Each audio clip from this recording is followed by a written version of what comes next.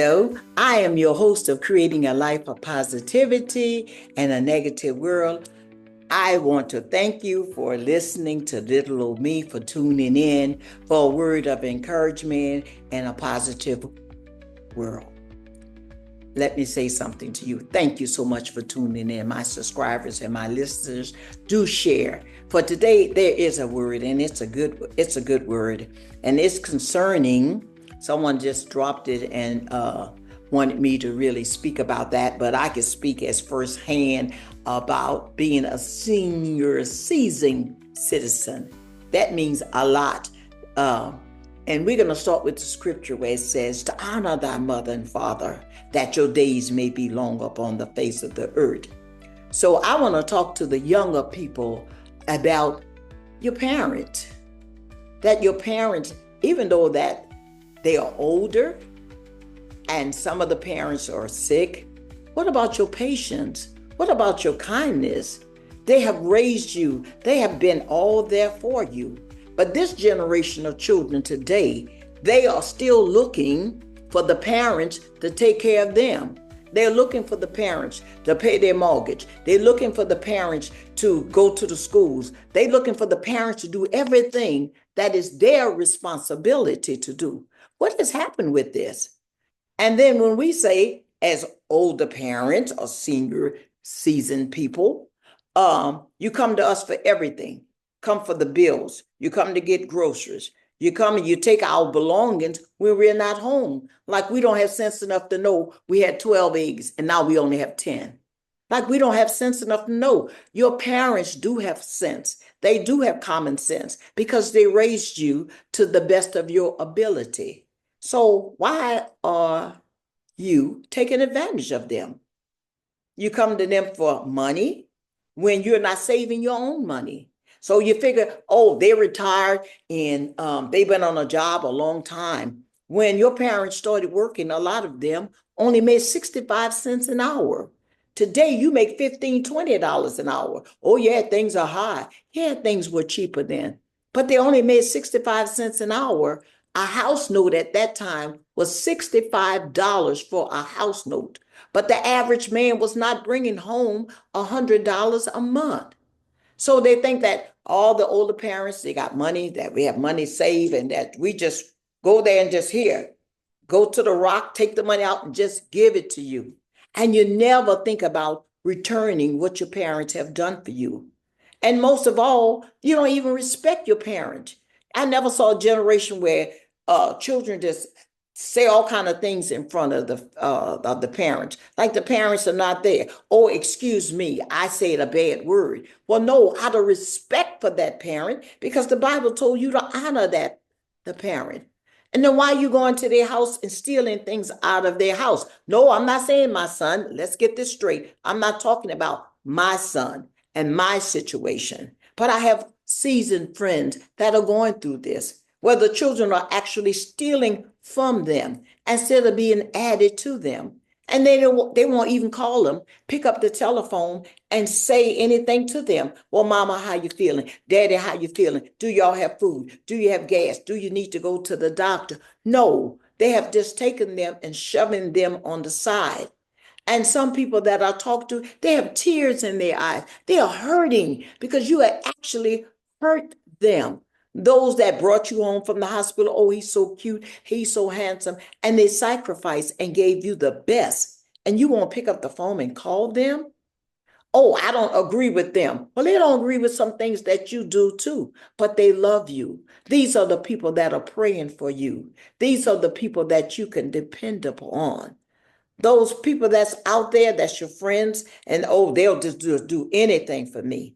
But when the minute something happens, and boys especially, when the minute something happens, baby, they're going to call mama. They think mama can do everything, that mama can solve every problem. And the daughters do the same thing to the dad. Daddy got all the answers and everything. But then as we age and we get older, you all go on with your life. You go on with your life, and if you have a little time, you'll squeeze the senior citizens in. But the Bible tells you to honor us, to appreciate to respect us. But you can't do it because you don't honor yourself and you don't respect yourself. But you expect for us to be there. And when that end of life journey is ended, then you hollering and screaming. They got to tear you away from the grave and all this here stuff. You screaming and hollering, giving everybody a headache and all this here stuff, running your pressure up, being stressed out because you're calling us to come back in this life to make up what you didn't do for us in this life. I'm not telling you to take care of your parents. I'm telling you to honor them and give them the respect that they have. And stop telling your parents, you can't do this, you can't do this. I'll use this scenario, my personal scenario. I like to lift weights. And my son, I have a son, I love my son dearly. Hey, son, I know you're saying, I don't believe my mama recorded this on the podcast, but you have to be real with people and let people know I'm not talking from a script. I'm talking from you from my heart. And my son said to me, Mama, I saw you in the gym working out. I said, I lift 240 pounds. I was proud at my age to be able to do that. And he said to me, well, Mama, I don't think you ought to be doing that there. Slow down. Honey, I slowed down when I went on that job and walked in the rain and to go to that job to get a check to come home and pay the rent and buy food and everything for you. I slowed down then. I use all my energy and all my strength. And parents, we all have done this here. We have all sacrificed so that our children can have. So as we get older, they just want you to just slow down, take care of yourself. Well, then there are some people that are physically disabled, they can't do these things, but then make room for your parents. Take them out, do something for them, send them a card, do words of encouragement to them, get on the phone. Now they have it now, you could see a person while you're talking to them on the phone. During my time, we didn't have that. But we honored our parents. And the Bible says, if you honor your mother and father, your days shall be long upon the face of the earth. You're going to live a long time if you get that honor and that respect. No, you're grown. We're not going to take care of you. If you need our help, we're going to be there to help you. But we have already raised you. So now you brings a wife home, or you brings a husband home, you bring children home, and we live on a fixed income. We can't do the things for you that we've done in the past. It's a different time and it's a different season. So all we want you to do is to celebrate our journey as we age, and that God, by the grace of God, he gives us a long, healthy life. Your prayer should be, I pray that I live a long, healthy life and I have my health and my strength and the ability to do things for myself.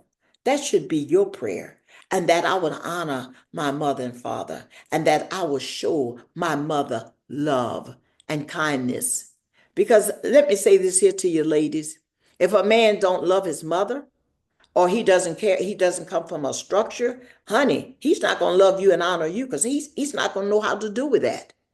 No, I know some mothers have their babies under them and they can't get away. So mothers, sometimes we have to step back too and let that grown man be the man that God has called him to be.